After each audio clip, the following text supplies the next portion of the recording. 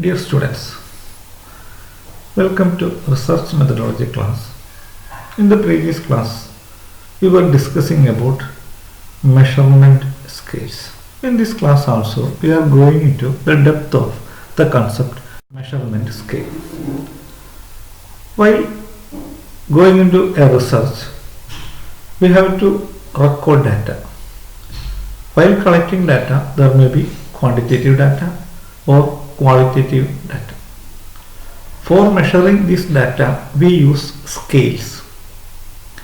So scales are measurements that can be considered in terms of mathematical properties. That means so mathematical value ഉപയോഗിച്ചുകൊണ്ട് നമ്മൾ measurement നടത്തുന്ന ഒരു process. By giving numbers, we are measuring something. അപ്പോൾ അങ്ങനെ വരുന്ന സമയത്ത് റിസർച്ചിൽ നമ്മൾ ഉപയോഗിക്കുന്ന 4 തരം സ്കെയിലാണ്. Nominal scale, ordinal scale, interval scale and ratio scale. അപ്പോൾ ഇതിനെക്കുറിച്ച് നമ്മൾ കഴിഞ്ഞ ക്ലാസ്സിൽ പറഞ്ഞിട്ടുണ്ട്. അതൊന്നും കൂടി ഡെപ്തിൽ ഈ ക്ലാസ്സിൽ നമ്മൾ പറയുന്നതേ ഉള്ളൂ. ഇപ്പോൾ നോമിനൽ സ്കെയിൽ, ഇപ്പോൾ നോമിനൽ ഡാറ്റ നമ്മൾ കഴിഞ്ഞ ക്ലാസ്സിൽ ഡിസ്കസ് ചെയ്താണ്. നോമിനൽ സ്കെയിൽ എന്ന് പറഞ്ഞാൽ is a system of assigning number symbol to events in order to label them. The objective of this number is only as a label.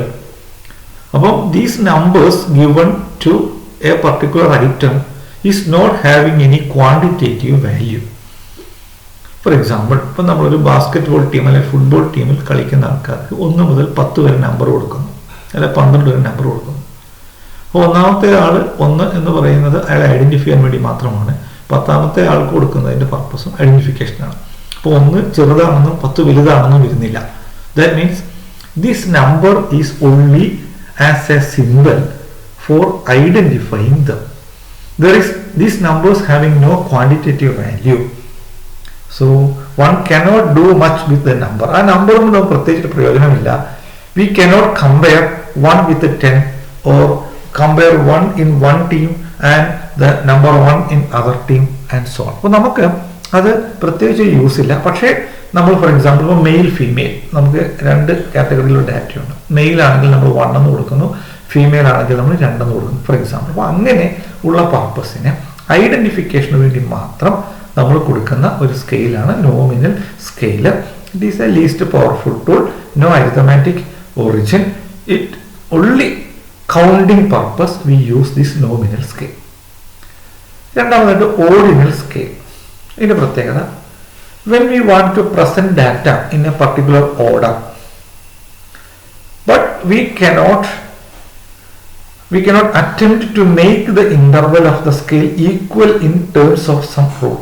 അപ്പോൾ നമ്മൾ ഒരു ഓർഡർ കൊടുക്കുകയാണ്, പക്ഷെ നമുക്ക് അതിനെ ഒരു സ്കെയിൽ ഈക്വൽ ഗ്രൂപ്പായിട്ട് ഇന്റർവെല്ലിൽ കൊടുക്കാൻ സാധിക്കുന്നില്ല, ഇന്റർവെൽസ് കൊടുക്കാൻ സാധിക്കുന്നില്ല. Ordinal scales only permit the ranking of item from the highest to lowest. അപ്പോൾ ഒരു റാങ്ക് ഫോർ എക്സാമ്പിൾ ഒരു ക്ലാസ്സിലെ 30 കുട്ടികളെ അവരുടെ +2 മാർക്കിന്റെ അടിസ്ഥാനത്തിൽ റാങ്ക് ചെയ്യുന്നു. ഏറ്റവും ഹയസ്റ്റ് മാർക്ക് കിട്ടിയ കുട്ടി 1, ഏറ്റവും ലോവസ്റ്റ് മാർക്ക് കിട്ടിയ കുട്ടി ഏറ്റവും 30ാമത്തെ ലാസ്റ്റ് ആണ്. അപ്പോൾ giving order ranking of items from highest to the lowest, they have no absolute value and the difference between ranks may not be equal. എന്ന് പറഞ്ഞാൽ ആ റാങ്ക് 1 മുതൽ 30 വരെയുള്ള ആൾക്കാർക്ക് എഴുതുകയാണ്. അപ്പോൾ 1 തൊട്ട് 10 വരെയുള്ളതും 10 തൊട്ട് 20 വരെയുള്ളതും 20 തൊട്ട് 30 വരെ ഉള്ള രീതിയിൽ ഇന്റർവെല്ലിന്റെ അടിസ്ഥാനത്തിൽ നമുക്ക് അതിനെ ഡിവൈഡ് ചെയ്യാൻ സാധിക്കില്ല. So you cannot group this data on some equal scales in terms of some rule. അപ്പോൾ no absolute value and the difference between ranks may not be equal. For example, students rank in a class. അപ്പോൾ ഒരു ക്ലാസ്സിൽ നമ്മൾ പറയുകയാണ്, നമ്മളപ്പോൾ for example 50 കുട്ടികളുണ്ട്. കുമാർ 10ാമത്തെ റാങ്കിലാണ്, ബാബു 40ാമത്തെ റാങ്കിലാണ്. നമുക്ക് പറയാൻ പറ്റില്ല കുമാർ ബാബുവിനേക്കാൾ 4 മടങ്ങ് ബെറ്റർ ആണെന്ന് പറയാൻ സാധിക്കില്ല. എന്താ കാരണം? ഇവർ തമ്മിലുള്ള മാർക്കിന്റെ വ്യത്യാസം അങ്ങനെ നമുക്ക് കണ്ടറിയാൻ സാധിക്കില്ല. അപ്പം 10ാമത്തെ ആളും 40ാമത്തെ ആളും തമ്മിലുണ്ട്. പക്ഷെ 10ാമത്തെ ആള് 40ാമത്തെ ആളേക്കാൾ 4 മടങ്ങ് ബെറ്റർ ആണ് എന്ന് പറയാനായിട്ട് സാധിക്കില്ല. അപ്പോൾ we cannot say, we have to say only that one person is higher or lower than other. Kumar പിന്നെ ബാബുവിനേക്കാൾ ബെറ്റർ ആണെന്ന് പറയാം, പക്ഷെ എത്ര മടങ്ങ് ബെറ്റർ ആണെന്ന് പറയാൻ സാധിക്കില്ല. അപ്പൊ no precise comparison can be made. We cannot make a precise comparison. അപ്പൊ ഗ്രേറ്റർ ദാൻ ലെസ് ദാൻ അങ്ങനെ ഒരു പർപ്പസിന് നമുക്ക് യൂസ് ചെയ്യാം. അപ്പോൾ നമ്മൾ ചില ഡാറ്റ മെഷർ ചെയ്യുമ്പോൾ greater than or less than എന്ന് പറയാം. But we cannot say how much greater or less. അപ്പം ഒരു ക്ലാസ്സിലെ കുട്ടികളെ ഒരു നമ്പർ വൈസ്, അപ്പോൾ ഒരു ഡാറ്റ നമ്മൾ നമ്പർ വൈസ് അങ്ങനെ മാർക്ക് ചെയ്യാൻ പറ്റുമെങ്കിൽ അപ്പോൾ അതിൻ്റെ പൊസിഷൻ നമുക്ക് മാർക്ക് ചെയ്യാൻ സാധിക്കും. Higher or lower in A scale എന്ന് മാത്രമേ പറയാൻ പറ്റുള്ളൂ. But we cannot say how much better അല്ലെങ്കിൽ ഹൗ മച്ച് ലെസ്സർ എന്ന് പറയാൻ പറ്റില്ല. മൂന്നാമത്തെ സ്കെയിലാണ് ഇന്റർവെൽ സ്കെയിൽ. ഇന്റർവെൽ സ്കെയിലിൽ these intervals are adjusted in terms of some rule that have been established as a basis for making units equal. For example, ഇപ്പോൾ നമ്മൾ 1 മുതൽ 100 വരെയുള്ള ആ ഒരു ഡാറ്റ എടുക്കുമ്പോൾ ക്വാർട്ടൈൽസ് പോലെ ആദ്യത്തെ 25, പിന്നത്തെ 50, പിന്നത്തെ 25, പിന്നത്തെ 70, പിന്നെ 75 100. അപ്പോൾ 4 ക്വാർട്ടറായിട്ട് നമ്മൾ അതിനെ ഡിവൈഡ് ചെയ്യും. അപ്പോൾ അതൊരു റൂളിൻ്റെ അടിസ്ഥാനത്തിലാണ് ക്വാർട്ടൈൽസ്. അപ്പോൾ ഇവിടെ intervals are adjusted in terms of some rule that have been established as a basis for making the units equal. The units are equal only so far as one accepts the assumption on which the rule is based. It can have an arbitrary zero, but there is no absolute zero. ഒരു arbitrary zero ഉണ്ട്, പക്ഷെ അവിടെ ഇതില്ല, absolute zero ഇല്ല. അപ്പോൾ അവിടെ നമുക്ക് total ആയിട്ടുള്ള ഡാറ്റയെ പല ക്വാർട്ടറുകളായിട്ട് അല്ലെങ്കിൽ പല ഇന്റർവെൽസ് ആയിട്ട് തിരിക്കാം. അതിനൊരു എക്സാമ്പിൾ പറയുന്നത് ഫാരൻഹീറ്റ് സ്കെയിൽ. നമ്മൾ ചൂട് മെഷർ ചെയ്യുന്ന ഒരു സിറ്റുവേഷനാണ് അസ്യൂം ചെയ്യാൻ. അപ്പം ടെമ്പറേച്ചർ ഇൻക്രീസ് ചെയ്യുന്നു, 30 നിന്ന് 40 ഡിഗ്രിയിലേക്ക് ടെമ്പറേച്ചർ വർദ്ധിക്കുന്നു എന്ന് വിചാരിക്കുക. സിമിലർലി 60 നിന്ന് 70 പിന്നെ വർദ്ധിക്കുന്നു വിചാരിക്കുക. അപ്പം നമുക്ക് പറയാം സെയിം ഡിഗ്രിയാണ്, 30 നിന്ന് 40 10 ഡിഗ്രി സെൽഷ്യസ്, 60 നിന്ന് 70 10 degree Celsius. But we cannot say that 60 degree is twice as warm as 30 degree. 30 ഡിഗ്രിയുടെ ഇരട്ടി ചൂടാണ് 60 ഡിഗ്രിക്ക് എന്ന് നമുക്ക് പറയാനായിട്ട് സാധിക്കും. നമുക്ക് എന്ത് പറയാനായിട്ട് സാധിക്കും? 30ഉം 40ഉം തമ്മിലുള്ള റിലേഷനും 60ഉം 70ഉം തമ്മിലുള്ള റിലേഷനും സെയിം ആണെന്ന് പറയാം. പക്ഷെ 30 ഡിഗ്രിയുടെ ഇരട്ടി ചൂടാണ് 60 ഡിഗ്രി എന്ന് നമുക്ക് പറയാൻ സാധിക്കില്ല. The ratio of 30 degree and 60 means nothing. അപ്പോൾ റേഷ്യോ നമുക്ക് അതിനെ കോറിലേറ്റ് ചെയ്യാൻ പറ്റുന്നില്ല. അപ്പോൾ ഇന്റർവെൽ സ്കെയിലിൽ the data is adjusted into intervals. ആ ഇന്റർവെൽസിൽ നമ്മൾ എന്താ ചെയ്യുന്നത്? നമ്മൾ ആ ഇന്റർവെൽസിൽ നമുക്ക് അത് പരസ്പരം കമ്പയർ ചെയ്യാനായിട്ട് സാധിക്കുന്നു. We can make some assumption on which the rule is based. അപ്പോൾ അവിടെ ആർബിട്രറി സീറോ ആണുള്ളത്, but there is no absolute zero. അപ്പോൾ ഫാരൻഹീറ്റ് സ്കെയിൽ എന്ന് പറയുന്നത് ഇതിനൊരു ബെസ്റ്റ് എക്സാമ്പിൾ ആണ്. The next ratio scale. Ratio സ്കെയിലാണ് ഇതിൽ ഏറ്റവും പ്രധാനപ്പെട്ട ഒരു സ്കെയിലാണ്. There is true zero for measurement. അവിടെ ട്രൂ സീറോ ഉണ്ട്. They represent actual amount of variable or physical dimensions. For example height, weight, distance etcetera. There is 0 point. For example ഒരു സ്കെയിലിൽ 0 എന്നൊരു പോയിന്റ് ഉണ്ട്. അപ്പോൾ ഹൈറ്റ് നമ്മൾ മെഷർ ചെയ്യാൻ പോവാണ്, അല്ലെങ്കിൽ വെയിറ്റ് മെഷർ ചെയ്യാൻ പോവാണ്, അല്ലെങ്കിൽ ലെങ്ത് മെഷർ ചെയ്യാൻ പോവാണ്. So there is a 0. We can make statement that ഇപ്പോൾ എക്സ് എന്ന് പറയുന്ന ഒരാളുടെ typing performance twice as good as Y. ഇപ്പോൾ എക്സിന്റെ മിസ്റ്റേക്കും വൈയുടെ മിസ്റ്റേക്കും കൂടെ കമ്പയർ ചെയ്തിട്ട് എക്സ് വൈയേക്കാൾ എത്ര ഇരട്ടി, 2 ഇരട്ടി ബെറ്റർ ആണ് എന്ന് പറയാൻ സാധിക്കും. അപ്പം ട്രൂ സീറോ ഉള്ള മെഷർമെന്റിലുള്ള, അതായത് അത് ഇല്ല എന്ന് പറയാവുന്ന രീതിയിലേക്കുള്ള ഒരു കൺസെപ്റ്റ്, അതായത് ഹൈറ്റ്, വെയിറ്റ്, ഡിസ്റ്റൻസ് ഒക്കെയാണ് നമ്മളിതിൽ പിന്നെ എക്സാമ്പിൾസ് ആണ്. 0 പോയിന്റ് അവിടെയുണ്ട്.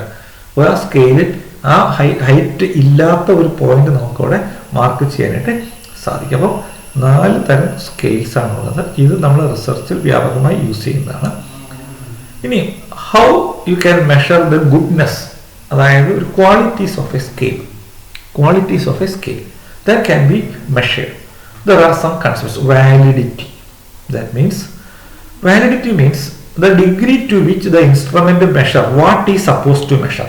നമ്മൾ എന്താണ് മെഷർ ചെയ്യാൻ പോകുന്നത് അതിൻ്റെ എത്രത്തോളം ആക്യുറേറ്റ് ആയിട്ട് മെഷർ ചെയ്യുന്നു. Degree of accuracy we can measure. Evidence often depends upon the nature of the problem and the judgment of the research. അപ്പോൾ നമ്മൾ വിമൻ എംപവർമെന്റ് ആണ് മെഷർ ചെയ്യാൻ പോകുന്നതെങ്കിൽ how much accurately you can measure women empowerment. അല്ലെങ്കിൽ financially ലിറ്ററസിയാണ് measure ചെയ്യാൻ പോകുന്നതെങ്കിൽ by collecting this data how effective you can collect that particular concept. അപ്പോൾ അതിനകത്ത് 3 തരം വാലിഡിറ്റി ഉണ്ട്. കണ്ടന്റ് വാലിഡിറ്റി എന്ന് പറഞ്ഞാൽ നമ്മൾ topic, for example women empowerment ആണെങ്കിൽ അതുമായി ബന്ധപ്പെട്ട ക്വസ്റ്റ്യൻസ് വേണം വരാൻ. ഫിനാൻഷ്യൽ ഇൻക്ലൂഷൻ ആണെങ്കിൽ അതുമായി ബന്ധപ്പെട്ട ക്വസ്റ്റ്യൻസ് വേണം. അപ്പോൾ കണ്ടന്റ് വാലിഡിറ്റിയിൽ measuring the instrument provides adequate coverage of the topic.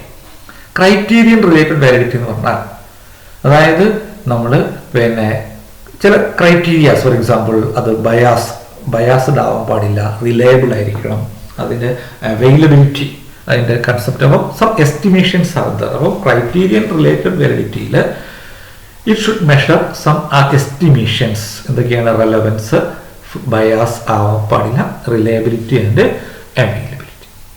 Then construct validity. ഇതാണ് കൺസ്ട്രക്ട്, മൂന്നാമത്തെ ക്വാളിറ്റിയാണ് കൺസ്ട്രക്ട് വാലിഡിറ്റി എന്ന് പറഞ്ഞു കഴിഞ്ഞാൽ predicted correlations with other theoretical aspect.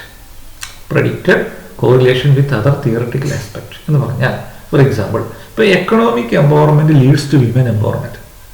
അപ്പോൾ നമ്മൾ വിമൻ എംപവർമെന്റ് സ്റ്റഡി ചെയ്യുമ്പം ഈ പറയുന്ന റെസ്പോണ്ടൻസിന് എക്കണോമിക് ആയ കാര്യങ്ങളിലുള്ള ഇൻവോൾവ്മെന്റ്, അപ്പോൾ അത് തമ്മിൽ നമ്മൾ എന്താണ്, there is predicted correlation. For example economic empowerment leads to women empowerment. അപ്പോൾ predicted correlation with theoretical aspect. അപ്പോൾ കൺസ്ട്രക്ട് വാലിഡിറ്റിയിൽ നമ്മൾ എന്താ ചെയ്യുന്നത്, ആ തിയറി നമ്മൾ പഠിക്കാൻ പോകുന്ന തിയറി, ഇപ്പോൾ consumer satisfaction, how you can satisfy A consumer, job satisfaction, അപ്പോൾ വാട്ട് ജോബ്, എന്തൊക്കെ ടെക്നിക്സ് ആണ്. അപ്പോൾ ആ പറയുന്ന കൺസെപ്റ്റുമായിട്ട് ഈ ക്വസ്റ്റ്യനെയറിൽ മെഷർമെന്റ് നമ്മൾ എന്തൊക്കെ കാര്യങ്ങൾ നടത്തുന്നുണ്ട്. അപ്പോൾ measurements may correlate in a predicted way. അപ്പോൾ കൺസ്ട്രക്ട് വാലിഡിറ്റിയിൽ we are trying to correlate our theories to our data, whether you can accept that theory or whether you can reject that particular theory. ഒന്ന്. രണ്ടാമത് reliability. Reliability means the measurement instrument, the instrument should be reliable. Consistent result തരാൻ പറ്റുന്നതായിരിക്കണം. A valid instrument should be reliable. It should fulfill the it can be applied in a confidential manner by the researcher. അപ്പോൾ reliable ആയിരിക്കണം. Practicability means it should be administered economically, convenience and interpretability. അത് നമുക്ക് economical ആയിരിക്കണം, അത് convenience ആയിരിക്കണം, അത് interpret ചെയ്യാൻ പറ്റുന്നതായിരിക്കണം. Then accuracy. അപ്പോൾ എത്രത്തോളം ആ സ്കെയിലിന്റെ accuracy, that means true representative of the observation of underlying characteristic. അപ്പോൾ നമ്മളെ ക്യാരക്ടറിസ്റ്റിക്സിനെ എത്രത്തോളം അത് റെപ്രസെൻറ്റേറ്റീവ് ചെയ്യുന്നുണ്ട്. അപ്പം 4 കാര്യങ്ങളാണ് നമ്മൾ പറയുന്നത്. അപ്പം validity, reliability, practicability and accuracy. ഇങ്ങനെ മെഷർമെന്റ് നമ്മൾ നടത്തുമ്പോൾ there are chances of errors. Errors may arise due to the respondents poor response, situation of the respondent, in which situation he is giving the responses, the problem of the measurer. ഇപ്പോൾ നമ്മൾ സർവേക്ക് പോകുന്ന സ്റ്റാഫിന്റെ പ്രശ്നമാവാം, അല്ലെങ്കിൽ mistake of the instrument. അപ്പോൾ നമ്മൾ സ്കെയിലിംഗിലെ mistake 4 രീതിയിൽ വരാം. Errors, there may be chances of errors in the measurement due to the respondents, poor response of the respondent, the situation in which the respondent gives the response, the measurer, that means the person who is collecting the data, the problem relating to that, and finally the problem related to the instrument. Okay, thank you.